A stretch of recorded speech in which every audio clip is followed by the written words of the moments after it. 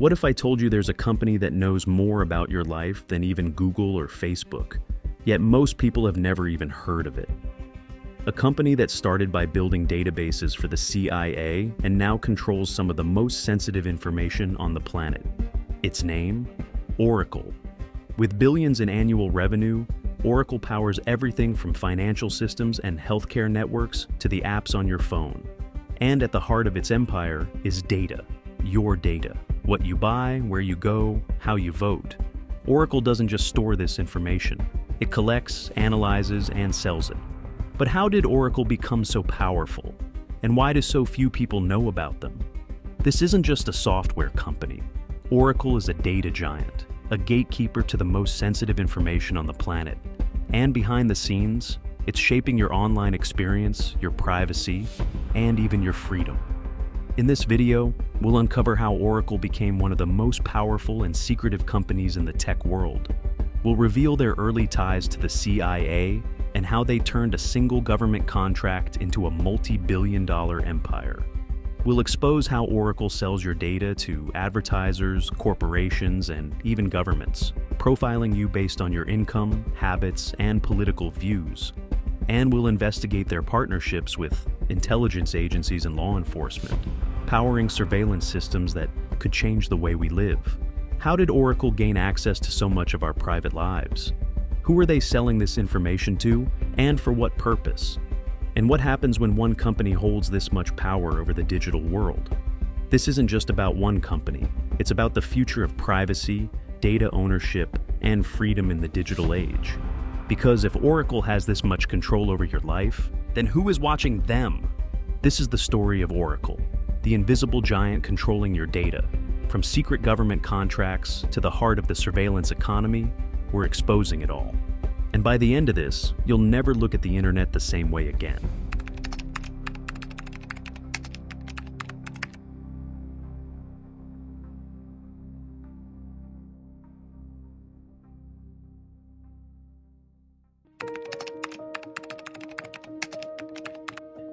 To understand Oracle, we have to start with the man behind it, Larry Ellison. Larry's story begins far from the world of billion-dollar tech empires. He was born in New York City in 1944 to a single mother who gave him up for adoption when he was just a baby. He was raised on the south side of Chicago by his aunt and uncle, living in a modest apartment in a working-class neighborhood. He dropped out of college not once, but twice, leaving the University of Illinois and later the University of Chicago. In the 1960s, Ellison moved to California. He took odd programming jobs, teaching himself how to code. His big break came in the 1970s when he joined Ampex Corporation, a company that specialized in data storage. It was here that Ellison encountered a revolutionary idea, a new type of database described in an obscure research paper by an IBM scientist named Edgar F. Codd. This paper outlined the concept of relational databases, a way to organize and retrieve information that was faster, more flexible, and more powerful than anything that existed at the time. Ellison saw its potential immediately. In 1977, with just $1,200 of his own money and two business partners, Ellison founded a company called Software Development Laboratories. Their first major client, the CIA. The project, codenamed Oracle, was a relational database that could handle massive amounts of information for intelligence agencies. The software was a game changer, and Ellison knew it. He renamed the company Oracle, betting that this one idea could transform industries, and he was right.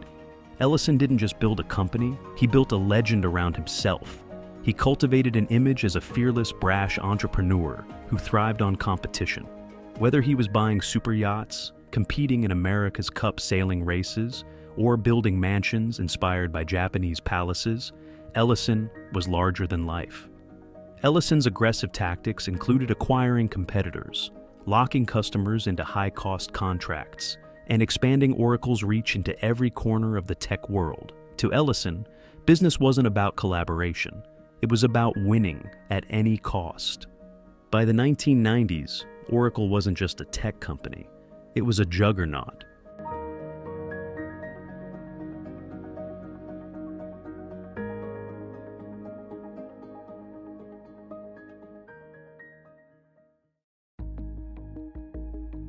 Larry Ellison's ambition wasn't just to create a successful company, it was to create an empire, and Oracle became just that, a tech juggernaut with its hands in nearly every corner of the digital world.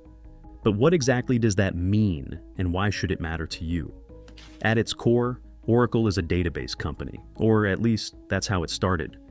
Its flagship product, the Oracle Database, was revolutionary in its ability to store and retrieve massive amounts of information quickly and efficiently.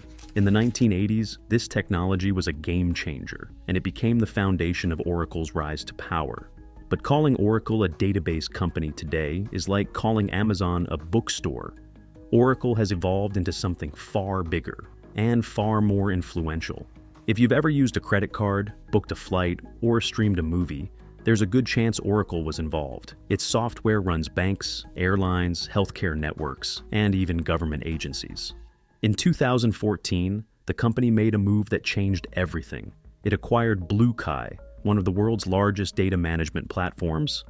Bluekai specializes in one thing: tracking people online. From the websites you visit to the ads you click, Bluekai collects billions of data points on billions of people worldwide.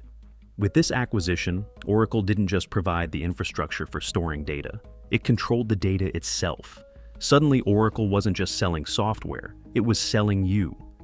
This shift turned Oracle into a data giant, with access to some of the most valuable consumer information in the world. And that information is sold to advertisers, corporations, and even governments. What kind of information are we talking about? Profiles that include your income, your shopping habits, your political preferences, even your travel plans. Oracle and Bluekai turned your online behavior into a product, one that's bought and sold without your knowledge. So, why haven't you heard about Oracle's role in all of this? Because Oracle doesn't interact with consumers directly. Unlike Google or Facebook, it operates behind the scenes, powering the platforms you use without you even realizing it. This invisibility isn't accidental, it's a strategy. Oracle's success doesn't rely on public trust. It relies on contracts, acquisitions, and partnerships that keep its name out of the headlines. The next question is, how does it operate? How does it collect so much data, and who does it sell it to? To find out, we need to dig into Oracle's role in the surveillance economy.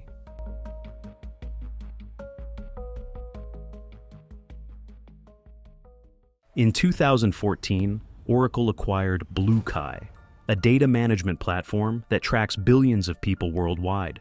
This wasn't just another acquisition, it was a transformation. Bluekai's business is simple. It collects data on you as you move through the internet. Every website you visit, every ad you click, every product you browse, Bluekai is there, recording it all. But it doesn't stop at online behavior. Bluekai also collects offline data like loyalty card purchases and location tracking. That means your grocery runs, your travel plans, even your doctor visits could end up in Oracle's database. All of this information is then compiled into detailed consumer profiles, which are sold to advertisers, corporations, and even political campaigns. These profiles might include your income, your interests, your political leanings, and even your health concerns. In the world of digital advertising, this level of detail is gold, and Oracle owns the mine. So, how does Oracle get its hands on this data? Through a combination of partnerships, acquisitions, and hidden agreements. Every time you accept cookies on a website, Oracle might be one of the companies tracking your behavior.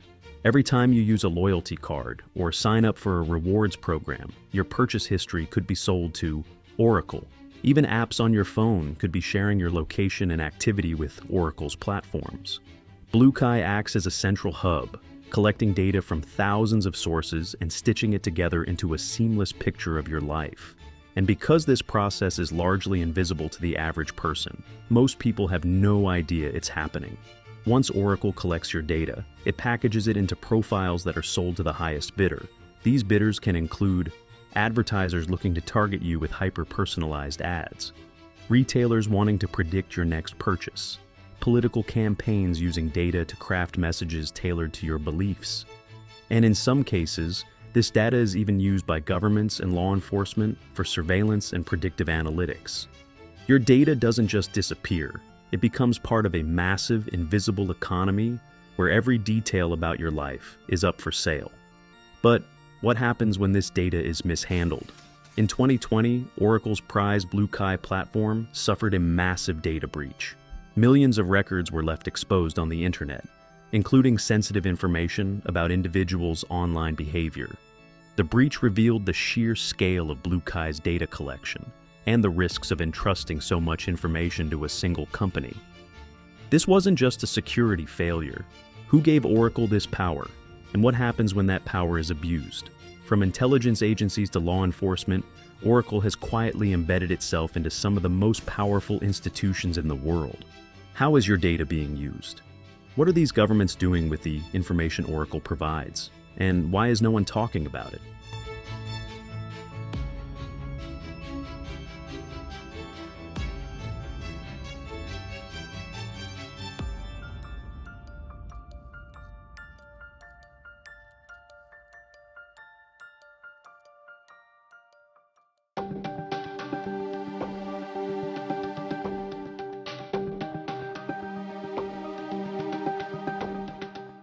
Oracle's first big break didn't come from a Fortune 500 company or a Silicon Valley partnership. It came from the CIA. In the late 1970s, Oracle's founders were hired to develop a revolutionary database system for America's top intelligence agency. This system, codenamed Oracle, would allow the CIA to organize and retrieve massive amounts of classified information faster than ever before. The success of this project cemented Oracle's relationship with the US government. It also set the tone for Oracle's future, a company that thrives on secrecy, power, and control. But this wasn't just a one-off project. Oracle's technology became the backbone of systems used by intelligence agencies around the world. And as Oracle grew, so did its influence. Today, law enforcement agencies use Oracle's databases to track individuals, analyze crime patterns, and even predict criminal behavior. Border control systems rely on Oracle's technology to monitor travel, screen passengers, and flag suspicious activity. And it's not just the United States. Oracle's reach extends to governments across Europe, Asia, and beyond, embedding its software into systems used for everything from tax collection to citizen monitoring. How much of your personal information is being funneled through Oracle's systems, and who has access to it? Oracle's systems have been used in predictive policing programs, which analyze data to forecast where crimes are likely to occur. But critics argue these systems often reinforce racial biases, leading to over-policing in marginalized communities. Oracle's databases play a key role in immigration enforcement, tracking individuals across borders and sharing data with authorities. These systems have been linked to controversial deportation programs and mass surveillance efforts. Oracle has also faced scrutiny for its work with authoritarian regimes, like China and Russia, providing the technology used to monitor and control their populations.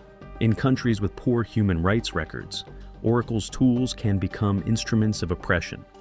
One of the most troubling aspects of Oracle's government contracts is the complete lack of transparency.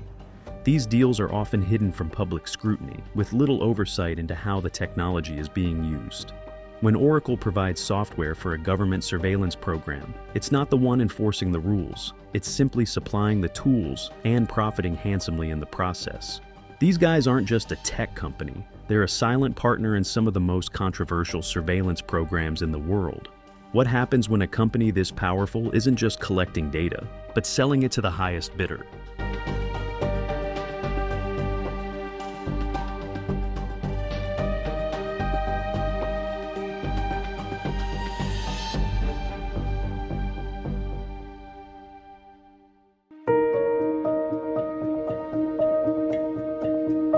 Oracle's data empire is powered by one simple principle: your information is valuable.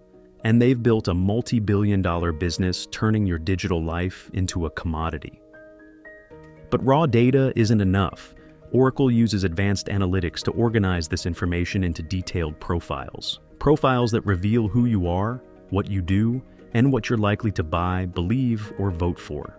These profiles are then packaged and sold to Oracle's clients, which include advertisers, corporations, and even political campaigns. For these buyers, Oracle's data is a treasure trove, a roadmap to influencing your decisions. Companies use Oracle's data to deliver hyper-targeted ads. Want to sell luxury watches? Oracle can find you customers with high incomes and an interest in fashion. Running a political campaign? Oracle can identify swing voters who are most likely to be persuaded by your message. Major retailers rely on Oracle to predict shopping trends, optimize pricing, and target loyal customers with personalized deals. Insurance companies use Oracle's data for risk assessment. Imagine being denied insurance coverage because your browsing history suggests you might have a chronic illness. And it's not just businesses. Oracle also provides data to governments for purposes ranging from surveillance to law enforcement. The lines between public safety and privacy invasion are often blurred. And then there's the risk of hacking. The more places your data is stored, the more vulnerable it becomes. When your data is compromised, it's you who pays the price. The scariest part? Most people have no idea this is happening. For decades, Oracle has operated in the shadows, collecting your data, powering surveillance systems, and profiting off a hidden economy. But no empire is without its cracks.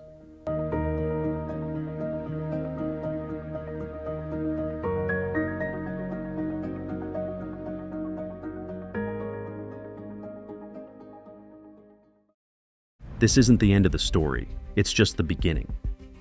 What we've uncovered here barely scratches the surface.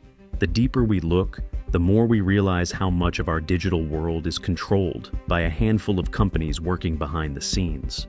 They're not just shaping the internet, they're shaping our lives. Your data, your habits, your choices, it's all part of a system built to serve them, not us. And the more we dig, the clearer it becomes. This rabbit hole runs deeper than we ever imagined. We're not stopping here. We're going to keep uncovering the truth about these tech giants, exposing their secrets, and asking the questions no one else will. And we want you to come with us. If you're ready to see what's really happening behind the curtain, if you want to take back control of the internet, join us. Subscribe to Web Genius HQ, because this is just the start of something bigger.